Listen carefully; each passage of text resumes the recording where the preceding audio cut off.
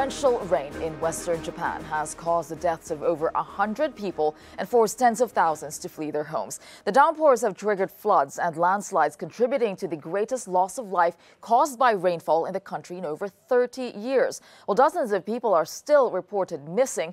As the weather clears in some areas, search and rescue operations are underway to try and find survivors. But flood warnings are still in effect in some parts of the region. The latest of several recent natural disasters in Japan has prompted Prime Minister Shinzo Abe to put off a forthcoming overseas trip in favor of dealing with the crisis at home. Well, your news correspondent Chris Burns is in Osaka, in one of the prefectures affected by the floods, and he's joining me live now. Chris, this is quite a devastation for Japan. Can you bring us up to speed? Yes, Tessa, as of last word, 138 dead. There's still dozens, more than 70 people still missing. 11,000 people are still being housed in temporary quarters and shelters.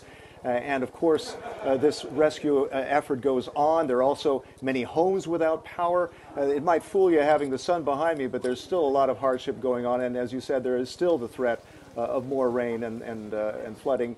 So that does go on. The rescue workers have been plucking hundreds, if not thousands of people off their roofs with boats and helicopters to bring them to safety.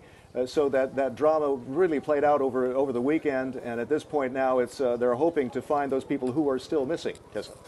And what has the response of the government been? The Prime Minister has canceled his overseas trip clearly to deal with this. What more do we know?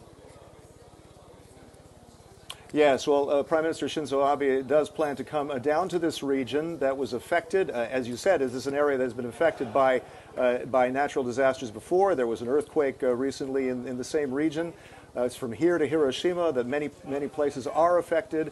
That trip that Mr. Abe was to take to Europe has been called off. It was to sign a trade agreement, a new free trade agreement with the Europeans. That's going to go on anyway. Later this next week, there will be either or and Donald Tusk of the European Council and Jean-Claude Juncker of the European Commission coming to sign it. So it will be officially a summit still happening, but in Tokyo and not in Europe.